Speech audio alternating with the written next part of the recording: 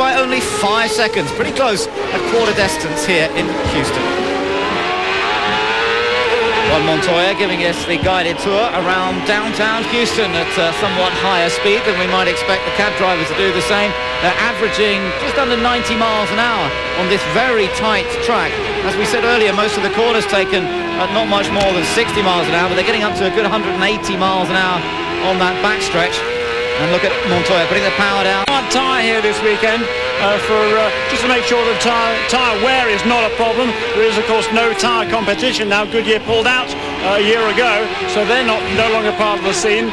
And so they came here with a little bit more conservative tyre than they would otherwise do. And that's causing really some problems for these drivers. Nice and hot this weekend, so that will certainly help to get tyre temperatures up. You can see where Montoya there, there's a good bit of understeer on that guy. See if he turns in there. He's not able to get to jump on the throttle full power when he gets back to the apex of the corner, which is really what he wants to be able to do. He has to feed that power in just a little bit more cautiously.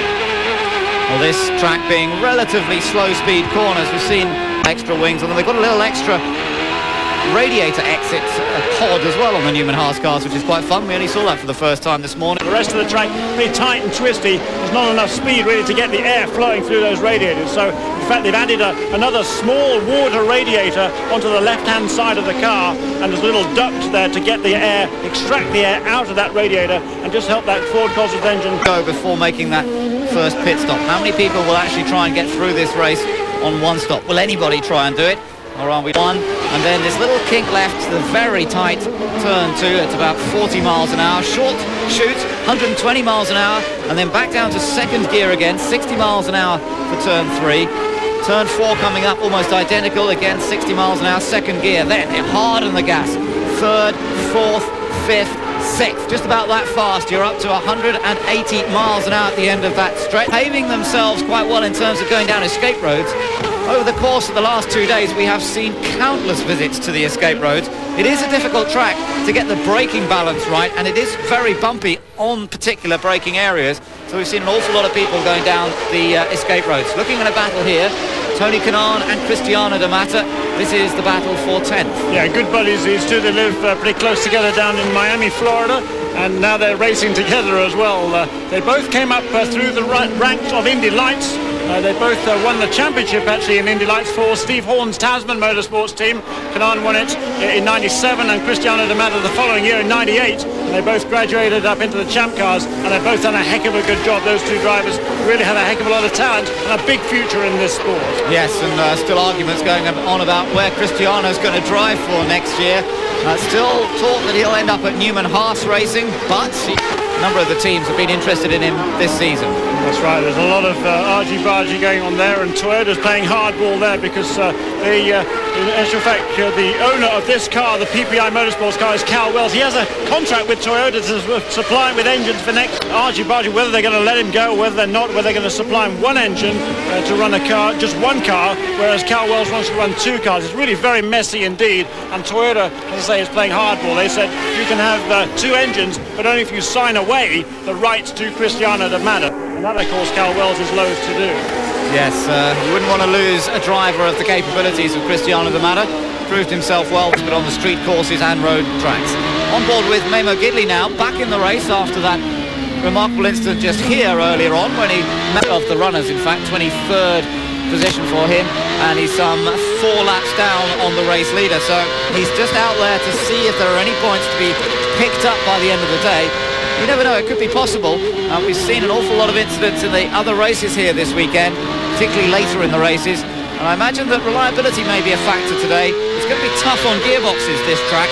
We've seen an awful lot of gearboxes failures this year. Yeah, we certainly have, but certainly in the last couple of races they seem to have got some of those problems sorted out. We've certainly seen a lot less failures than we had earlier in the season, and touch wood that trend continues. Gilles de Ferran leads. We're at a 1/3 distance. Jimmy Vasser still chases. Elio Castroneves is in third.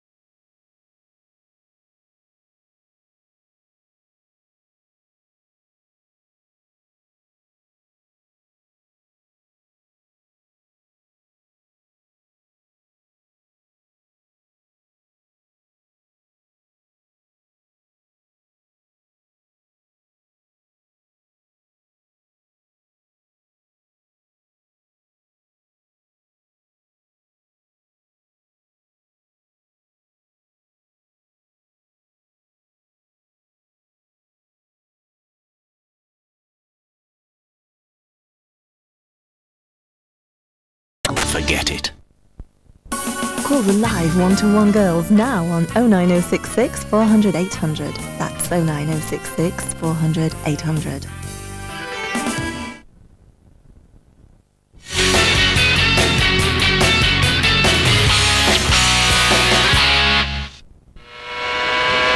Welcome back to the streets of Houston as this round 18 of the FedEx Championship continues. Juan Montoya in 4th place at the moment. Gilles de Ferran, our race leader, and we've got the tale of two teams so far because Team Penske and Target Chip Ganassi Racing have dominated this race. They've got both cars in the top 4, one for Penske, one for Ganassi, and then another for Penske, another for Ganassi, and then the next up is the top Team Green, the only Team Green car still in the race. Paul Tracy running 5th, Newman Haas represented by both their drivers in 6th and 7th, Andretti ahead of Fittipaldi, then Tagliani for players, Marquez in the Swift for Dale Coyne Racing, and then Tony Kanaan rounding out the top 10. Let's look at our race leader here, very much under control at the moment, it's looking very smooth. It's a difficult track, this one. The concentration has to be absolutely total. Unlike some of the other street tracks where the apex of the corner is perhaps marked by a curve and there's a little bit of space, at least on the apexes, if not on the exits. This track is determined by the fact that on every apex you've got a concrete wall, Jeremy. It's not as if you can just run onto the curb a little bit. There is absolutely no room for error. You're absolutely right, and it's concrete walls all the way around the race story. This is exactly the same story all the way around the track. So as you say, absolutely no margin for any kind of a mistake. You've got to be inch perfect, and as the race goes on, the track gets more slippery and the tires begin to wear down, and it becomes even more difficult. On board with Maurizio Gugelmin here in the Nextel Pac West Reynard Mercedes-Benz, and they'll be looking for a new engine for next year because, as we know, Mercedes-Benz are withdrawing from Champ Car competition.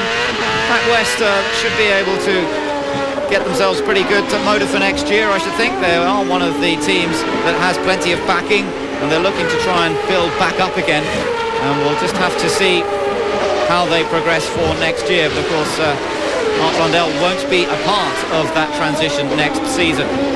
I think we would presume that they're going to be running Ford Cosworth engines. I think is the most likely scenario for the Pac West team next season. As you say, Mark Blundell will not be part of it. Maurizio Gugelmin will, however, and most likely Scott Dixon, who did not tie up the Indy Lights Championship today because he crashed out. A number of other drives still up for grabs, and looking at these two Target Chip Ganassi cars, just remember for a moment that neither of these two drivers are going to be in them next year. We all know Montoya's off to Formula One, but don't forget that Jimmy's out of a ride. He's been dropped by Ganassi for next year. Jeremy, I think there's been a bit of progress in looking at drivers for Target Chip Ganassi Racing for next year. That's right, they tested 4 drivers a week or so ago at Firebird Raceway in Arizona. 2 guys from F3000, Bruno Junqueira, who we believe has already signed a contract with Target Chip Ganassi Racing, as yet unconfirmed. And also Nicholas Mister's team, also owned by David Sears, that was Supernova. And also who tested the cars, Casey Mears, who finally scored his first cars. But who's going to be in the second one? That's still to be decided, and a very top-line drive that is for some lucky recipient. But Jimmy Vasser here today trying to prove that there's no way he should be kicked out of Champ Car Racing as yet. There's Juan Montoya, his teammate, in 4th place. Vasser, in fact, talking about testing a NASCAR in the next week or so, so that's a possible transition for Jimmy to go now. Other teams to stay within the FedEx Championship Series, which is definitely what he would much prefer to do. And also he says he has a couple of opportunities in the Indy Racing League as well. We're back on board with his teammate Juan Montoya. Just listening. Tagliani that was, and they almost made contact. They both managed to recover. Good efforts, and this is the battle for 8th place. Would you believe? Tarso Marquez, we've seen so little of him running in the top part of the grid this year, but there he is with this Panasonic sponsored Swift with the Penske last year. Has some Formula One experience as well, but this definitely his best run of the 2000 season. Gilles de Ferran still our race leader. Adrian Fernandez continues in the Houston race in 17th position at the moment, but into the pits comes Tony Kanaan. Now this should be a routine stop. Let's listen up on the radio as he makes his first pit stop of the day. We expect the leaders to be coming in soon. We are on lap number 43. Not enough to get through on one stop. We've had a fair bit of yellow in the first part of the race already. And out comes Tony Kanaan to rejoin the fray. The Monon Racing running a 2-car outfit next year. back on board with Maurizio Gugelmin. It looks as though he's about to be lapped by our race leader, Gilles de Ferran. Now, this is an important time. Oh, and Gugelmin's hit the wall. Look at that, Gugelmin. You were on board with him. As he did it, Gugelmin hits the wall and is passed by the race leader. And boy, if de Ferran had been a little closer there, he could have been in big, big trouble. But fortunately, there was just enough space. As Gugelmin clipped the wall, he went wide anyway. And de Ferran went through, and now he's being lapped by just about everyone. Wow. And yeah, you can see that he's obviously slowed right down there. He's making his way back to the pit lane. Yeah, I think there must be damage, Jeremy. That the onboard camera really showed the jolt as he hit the wall. Look at the Castroneves there getting past Tony Kanaan, who's now come back out of the pits on a full tank of fuel. So he's now keeping out of the way of this first group of leaders as he tries to get back up to speed. And we wait to see how long it is before the leaders bring their cars into pit lane. Across the line then, 45 laps completed for Gilles de Ferran. 1.7 seconds his advantage over Jimmy Vasser. There is Gugelmin. Can you see any damage on that car? It'll be on the left-hand side, I think, if there is any damage. Routine to change the wheels. 6 places. There's been no change really since the early part of the race.